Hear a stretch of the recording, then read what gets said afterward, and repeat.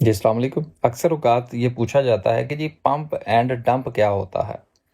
Pump और dump बिल्कुल उसी तरह से ही है कि जिस तरह से बहुत सारे लोगों ने वीडियोज़ देखी माड़ी पेट्रोलियम की, जिसका नया नाम माड़ी एनर्जीज़ है, कि वो फिर दोबारा से डबल ट्रिपल हो जाएगा। और उसको देखते हुए बहुत सारे लोग माड़ी एनर्जीज़ में कूदे। माड़ी एनर्जीज़ पहले नीचे आया, नीचे आने के बाद उसने लगातार कैप लगाए, कैप लगाने के बाद वो 900 पे चला गया। ये था पंप एंड डंप कि पहले जहनसाजी हुई, फिर लोगों को वो थमाया गया, लोगों ने ऊपर वाले रेट्स पर उसको ख़रीदा और फिर उसको बेच दी। बेच के जो जिनके पास होल्डिंग्स थी वो आगे पीछे हो गए।